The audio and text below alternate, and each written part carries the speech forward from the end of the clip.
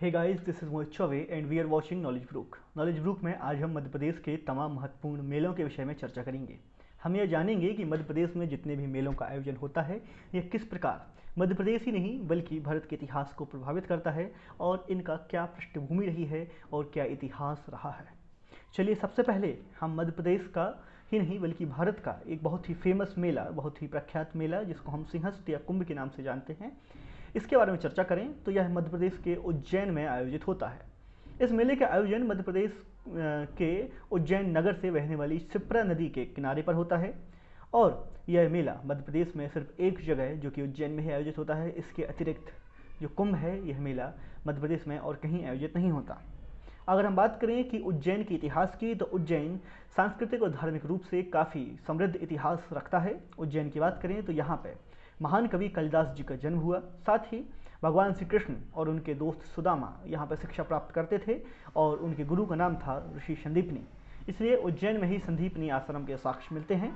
और आगे बात करें तो वृत्रहरि जो कि एक खगोलविद थे, उनके विषय में भी उज्जैन से ही जानकारियाँ प्राप्त होती हैं। इस प्रकार उज्जैन का मेला और साथ ही उज्जैन नगरी मध्य प्रदेश के इतिहास में काफ़ी महत्वपूर्ण भूमिका निभाती है। आगे हम बात करेंगे कि आलमी तबलीगी इज्तिमा, जो कि एक 3 दिवसीय कार्यक्रम है जो कि भोपाल में आयोजित होता है और यहाँ पर मुस्लिम धर्म से जुड़े तमाम लोग इकट्ठे होते हैं। यह सिर्फ भारत ही नहीं बल्कि पूरे आसपास के देशों से भी, मतलब विदेशों से भी लोगों का यहाँ पे जमावड़ा लगता है। यह आपस में यहाँ पर जो श्रद्धालु इकट्ठे होते हैं, यह ज्ञान का और सादगी के साथ जीवन जीने के विषय में चर्चा करते हैं। यहाँ पे बहुत विशाल और बहुत ही सुव्यवस्थित आयोजन होता है। जीवन जीने की कलाओं पर चर्चा होती है, संस्कृति के विकास और संस्कृति के आदान प्रदान की चर्चा होती है और जितने भी यहाँ के इकट्ठा होने वाले लोग हैं वह आपस में जो वाद विवाद या परिचर्चा है, इससे धर्म का प्रचार प्रसार भी करते हैं। हम जागेश्वरी देवी मेले के विषय में बात करेंगे। यह मेला चंदेरी अशोक नगर में आयोजित होने वाला एक ऐतिहासिक मेला है। चंदेरी के शासक जागेश्वरी देवी के भक्त थे और उन्हें कुष्ठ रोग था। उनको देवी जी ने दर्शन दिए, कहा कि आप अगर हम दर्शन करने आएंगे, और कहा कि 15 दिन बाद अगर आप दर्शन करने आते हैं तो आपको आपकी संख्या, आपकी परेशानी का समाधान हो जाएगा। लेकिन क्योंकि जो राजा थे वह अपनी परेशानी से पीड़ित थे और उनसे 15 दिन का इंतजार नहीं हो सका और वह तीसरे दिन ही माता के दर्शन करने पहुंच गए। उस समय देवी का सिर्फ सिर ही दिखाई दे रहा था और उनका दर्शन मात्र से कुष्ठ रोग ठीक हो गया और उस दिन से इस मेले की शुरुआत हो गई। तो माना जाता है कि जागेश्वरी देवी ने चंदेरी के राजा को सपना दिया था कि अगर उनके दर्शन करेंगे तो उनका रोग ठीक हो जाएगा और तभी से यह मेला आयोजित होने लगा। आगे हम बात करेंगे कि रामलीला के मेले की।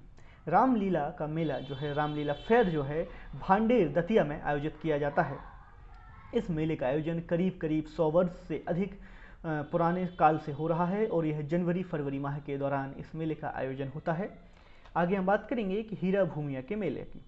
हीरा भूमिया का मेला ग्वालियर, गुना और आसपास के क्षेत्रों में लगाया जाता है। यहाँ पे हीरामन बाबा की याद में यह मेले का आयोजन किया जाता है।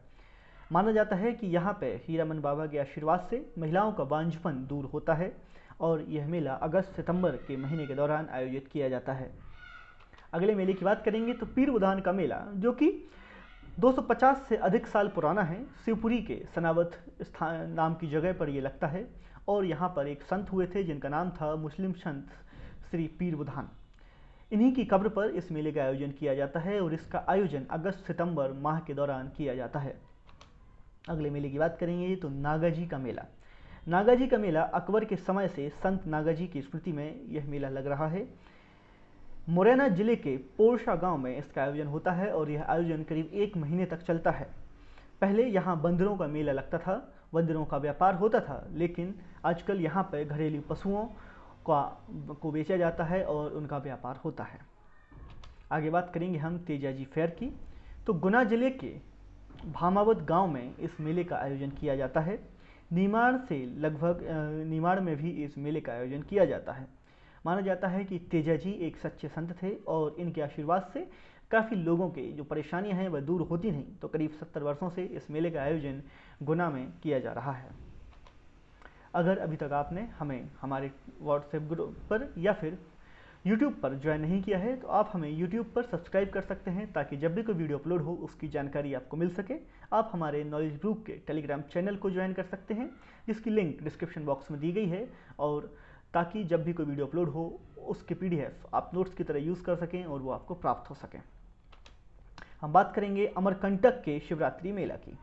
यह 80 सालों से अमरकंटक अनूपपुर में आयोजित किया जा रहा है। यह शिवरात्रि के दिन यहाँ पर मेला आयोजित किया जाता है, और आप जानते हैं कि अमरकंटक अनूपपुर से नर्मदा नदी का प्रवाह स्थान भी है।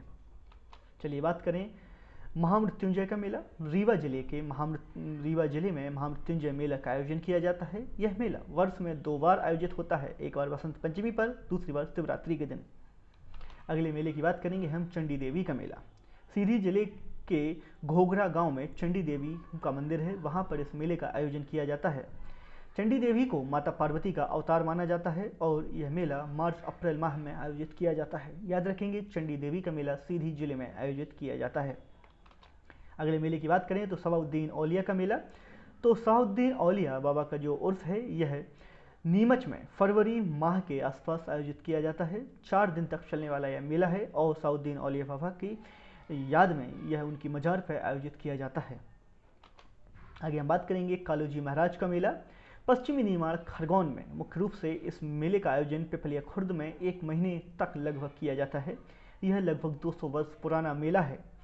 यह पशु मेले का आयोजन भी किया जाता था, और यह जो सवाउद्दीन औलिया जी हैं, उनकी मतलब कालूजी महाराज जी हैं, उनकी समाधि के आसपास उनके ही जहाँ पे इन्हें अपना कर्म किया, उस स्थान के आसपास इस मेले का आयोजन किया जाता है। सिंगा जी का मेला। संत सिंगा जी बहुत ही प्रख्यात संत रहे हैं। खंडवा के हरसूद के निकट वीण नामक स्थान पर अगस्त सितंबर के माह के दौरान 1 सप्ताह तक यह मेले का आयोजन किया जाता है। आप फोटो में देख रहे होंगे कि किस प्रकार इस स्थान को व्यवस्थित निर्माण किया गया है, और संत सिंगा जी काफ़ी फेमस हैं, और इनके बारे में इनके काफ़ी भक्त भी हैं, और इनसे जुड़ी लोगों की काफ़ी आस्था भी है। आगे बात करेंगे हम धामोनी उर्स की, जो कि सागर जिले के धामोनी नामक स्थान पर इसका आयोजन किया जाता है। मस्तान साहब वली की मजार पर अप्रैल मई महीने में इस मेले का आयोजन किया जाता है। आगे हम बात करेंगे बरमान का मेला। नरसिंहपुर जिले के गाडरवाड़ा में मकर संक्रांति से इस मेले का 13 दिवस तक आयोजन किया जाता है। तो याद रखेंगे कि नरसिंहपुर जिले के गाडरवाड़ा में इस मेले का आयोजन किया जाता है, और यह मेला लगभग 13 दिन तक मनाया जाता है। यहाँ नर्मदा नदी के तट पर इस मेले का आयोजन होता है, और इसको हम बरमान के मेले के नाम से जानते हैं। मठ घोघरा का मेले की बात करें तो सिवनी जिले के मोरथन नामक स्थान पर इस मेले का आयोजन किया जाता है। शिवरात्रि को लगभग 15 दिन तक, शिवरात्रि से लेकर 15 दिन तक इस मेले का आयोजन चलता है। यह एक प्राकृतिक झील और गुफा भी देखने को मिलती है। यह काफ़ी सुंदर स्थान है, और मठ घोघरा का मेला सिवनी जिले के लिए प्रसिद्ध एक मेला है। कान्हा बाबा के मेले की बात करें तो सोडलपुर हरदा जिला में कान्हा बाबा का मेला आयोजित किया जाता है। पहले यह मेला होशंगाबाद में आयोजित होता था, लेकिन हरदा के सेपरेशन होने के बाद यह मेला हरदा जिले में आयोजित होने लगा। बाबा की समाधि पर इस मेले का आयोजन किया जाता है। झाबुआ और पश्चिम निमाड़ खरगोन, यहाँ पर भगोरिया हाट महोत्सव का आयोजन किया जाता है। होली से ठीक पहले मार्च महीने में यह आयोजन मनाया जाता है। भगोरिया मध्य प्रदेश की भील जनजाति द्वारा मनाया जाने वाला एक फेस्टिवल है। मुख्य रूप से यह एक फसल उत्सव है, और यहाँ का मुख्य आकर्षण हाट मतलब बाजार जो इस समय लगाया जाता है वह ही रहता है। यहाँ पे एक स्वयंवर जैसा आयोजित किया जाता है, जहाँ पे युवा पुरुष और स्त्रियां अपने जीवन साथी का चयन करते हैं, और बाद में समाज द्वारा इनके विवाह को स्वीकृति दी जाती है, और सामाजिक स्वीकृति के साथ वह जीवन साथी बन जाते हैं। तो याद रखेंगे कि यह मेला मध्य प्रदेश का एक बहुत ही महत्वपूर्ण महोत्सव है, जो कि भगोरिया हाट महोत्सव के रूप में जाना जाता है, और यह मुख्य रूप से जुड़ा हुआ है भील जनजाति से, और यह मनाया जाता है मध्य प्रदेश के ही क्षेत्रों में।